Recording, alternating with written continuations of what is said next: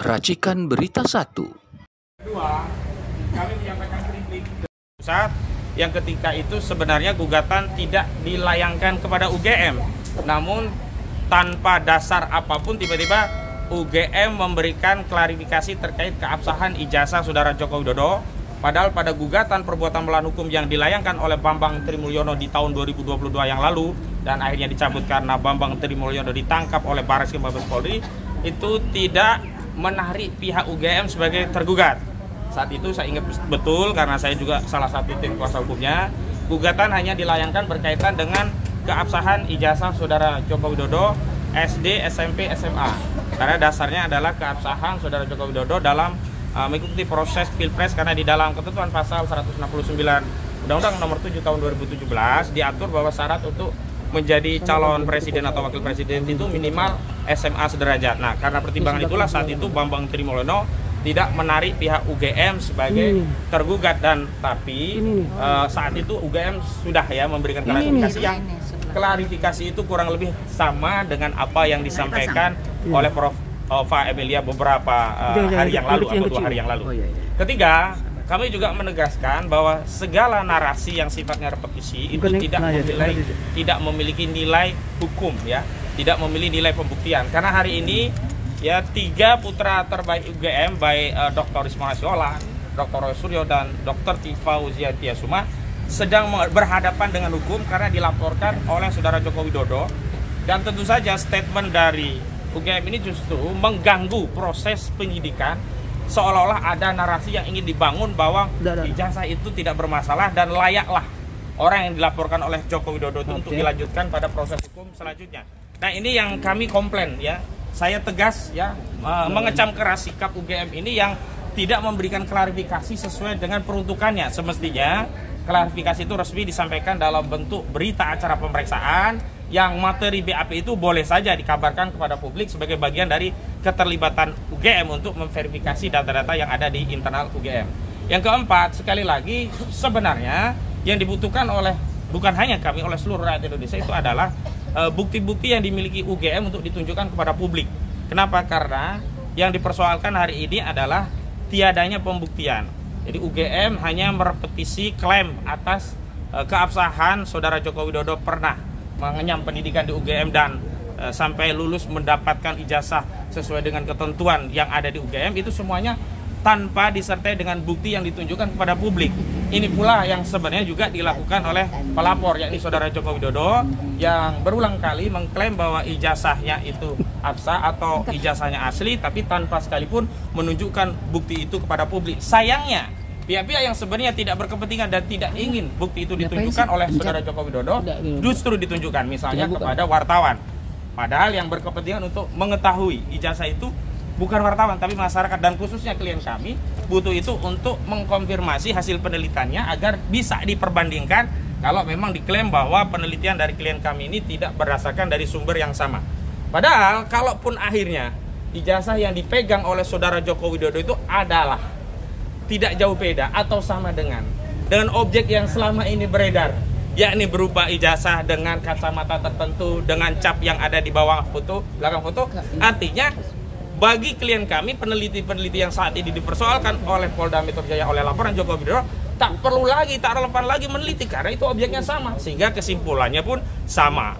Kelima, ada sesuatu yang nampaknya UGM ingin buang badan, yakni di poin ke-10-nya menyatakan UGM tidak bertanggung jawab terhadap penggunaan ijazah pasca diserahkan kepada alumni yang memegang ijazah itu, termasuk dalam hal ini yang dipegang oleh Saudara Joko Widodo. Karena itu seolah-olah UGM ingin berlepas diri dari tanggung jawab bahwa segala hal yang berkaitan dengan penggunaan ijazah, yakni saat maju menjadi calon wali kota, calon gubernur DKI Jakarta, termasuk calon presiden 2 kali, itu tidak dalam tanggung jawab UGM. Sekali lagi kami tegaskan bahwa UGM turut bertanggung jawab. Kenapa? Karena dalam proses pendaftaran tadi memang penggunaan dokumen itu dilakukan oleh para peserta calon, dalam hal ini pelapor Saudara Joko Widodo, baik untuk calon wali kota Solo, calon gubernur DKI Jakarta, termasuk juga untuk calon presiden. Hanya saja sekali lagi otoritas penyelenggara pemilihan umum baik KPU atau KPUD itu selalu melakukan verifikasi dan memverifikasinya kepada lembaga penerbit ijazah atau dokumen tadi, sehingga UGM juga terlibat dalam memberikan verifikasi dari keabsahan. Pertama, kenapa tidak bisa dijawab lembar pengesahan penguji yang tidak ada di skripsi Joko Widodo, ya, yang disimpulkan atau dicari tahu kebenarannya oleh Profesor Sofyan Effendi, mantan Rektor UGM tahun 2002 sampai 2007, bahwa skripsi tersebut ternyata tidak pernah diuji dan isinya merupakan contekan atau duplikat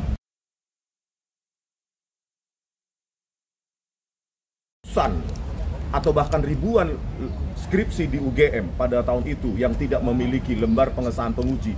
Maka sebegitu bobroknya kah UGM pada zaman itu, sementara universitas swasta saja, ya, yang belum dikenal oleh publik itu syarat administrasi kelengkapan skripsi itu sangat-sangat mutlak, dan itu tidak bisa juga dijawab oleh Profesor Kuncoro sebagai mantan Ketua Dewan Guru Besar UGM ketika saya wawancara di Rossi kemarin. Itu yang pertama. Yang kedua, bisa tidak dijawab lembar transkrip nilai yang ditunjukkan oleh Dirtipidum yang tanpa tanda tangan dekan maupun pembantu dekan, tanpa stempel, dan tulisannya nilainya bertulisan tangan, ya, yang kami jumpai berbeda jauh dengan format baku yang kami miliki dari transkrip nilai seseorang yang lulus di tahun yang sama dari Fakultas Kehutanan, di mana formatnya sangat baku, ada stempel, ada tanda tangan yang otoritas seperti dekan maupun pembantu dekan. Yang ketiga, bisa dijelaskan tidak nilai-nilai mata kuliah dasar umum, statistik, fisika, matematika yang bernilai D, ya, yang seharusnya itu tidak boleh untuk mencapai kelulusan di UGM. Jadi proses-proses akademik atau proses-proses pembelajaran yang dilalui oleh Joko Widodo itu justru menguatkan analisa kami dan justru mementahkan argumentasi dari Profesor Ova Emilia, ya, dan banyak lagi dan lainnya yang tidak bisa saya sebutkan di sini. Oleh karena itu, ya, Profesor Ova Emilia sebaiknya buka seterang-terangnya, jangan hanya di dalam podcast internal semacam arisan, ya, yang menjawab UGM, yang bertanya UGM juga, yang bertanya UGM, yang menjawab UGM, berani keluar gitu loh. Stasiun bersuara misalnya, ya. Stasiun TV, saya kira semua stasiun TV itu sudah mengundang rektor UGM atau wakil rektor UGM, tetapi tidak ada yang berani. Kenapa pengecut kalau benar? Gitu loh.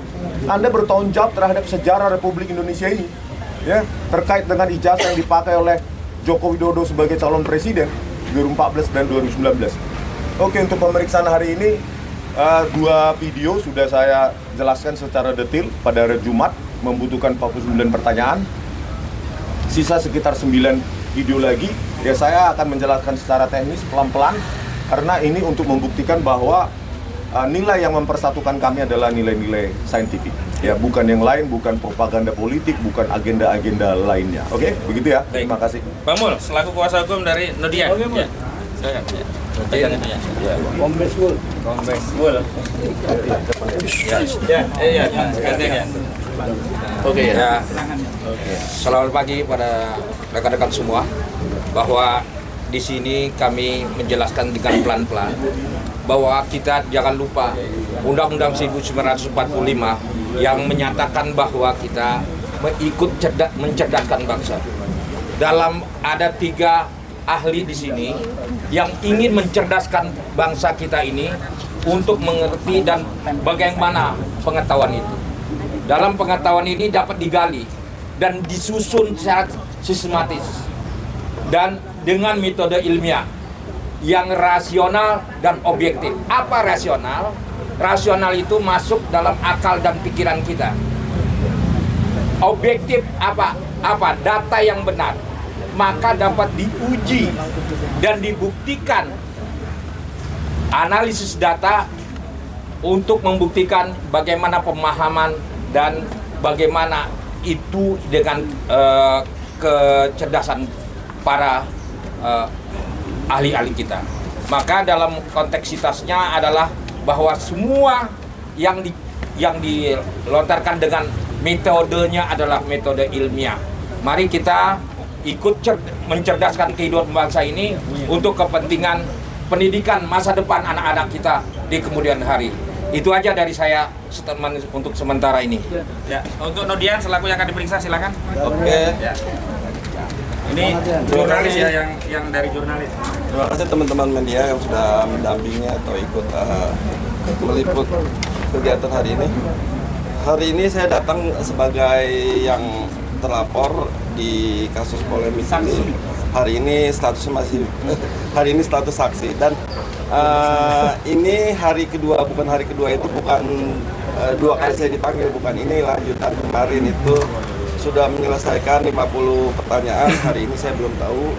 Terus hari ini saya juga membawa berkas surat dari pemret saya atau dari media tempat saya bernaung yang ditujukan ke Dewan Pers. Di awal kemarin itu saya menginginkan ada lampiran surat yang ditujukan ke Dewan Pers itu disesikan ke Polda, dan baru hari ini saya juga membawa lampiran meminta langsung dan menyampaikan langsung. Kurang lebih seperti itu aja. Baik, ada penegasan satu lagi dari Bang Jamada, silakan Pak. Terkait statementnya Prof. Ova. Oke, rekan-rekan sekalian, ini penting sekali karena Anda jurnalis semua kan, wartawan, pokoknya media lah. Kita perlu tahu video atau pernyataan dari Rektor UGM itu kan viral. Ini penting loh bagi kami nih, ukuran nih. Artinya indikator bagi masyarakat, apa respon masyarakat atas video itu. Anda sendiri yang lebih paham dari saya, coba perhatikan respon netizen secara real time, secara bertahap lah begitu, itu sangat mengerikan. Intinya bahwa mayoritas netizen mengatakan di situ bahwa video atau pernyataan itu tidak layak disampaikan dan isinya sangat bertolak belakang dengan hati masyarakat yang ada. Oleh sebab itu, saya sampaikan tadi malam Stasiun TV, justru ukuran dari netizen ini menjadi ukuran juga bagi keadilan di bangsa ini.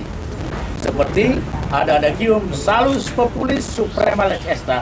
Keadilan bagi masyarakat keseluruhan di sini adalah tolak keadilan bagi bangsa dan negara. Itu saja rekan-rekanku jurnalis semua yang akrab dengan kita setiap saat. Terima kasih ya, tolong diperhatikan untuk poin itu. Anda ikut memantau itu loh. Kita semua sama memantau ya. Oke, terima kasih.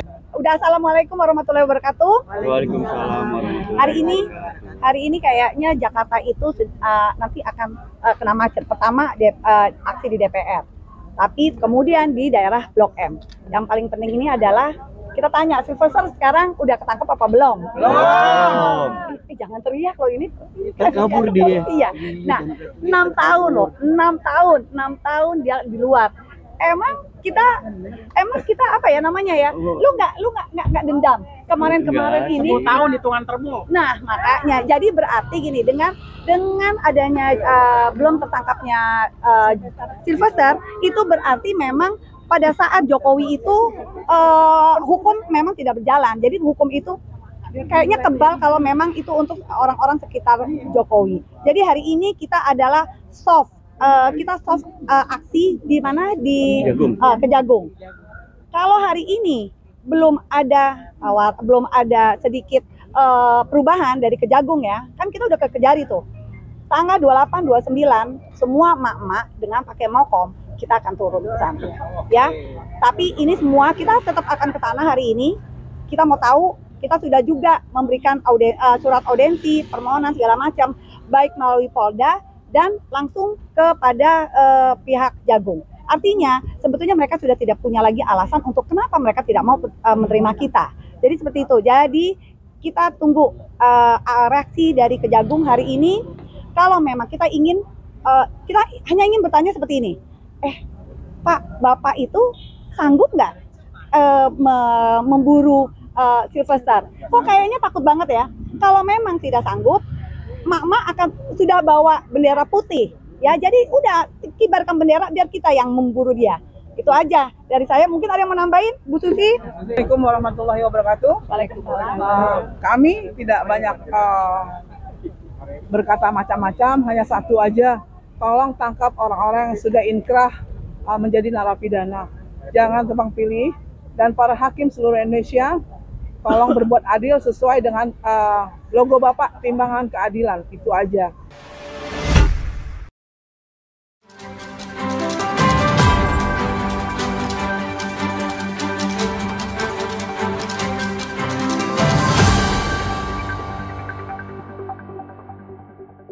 Racikan Berita 1.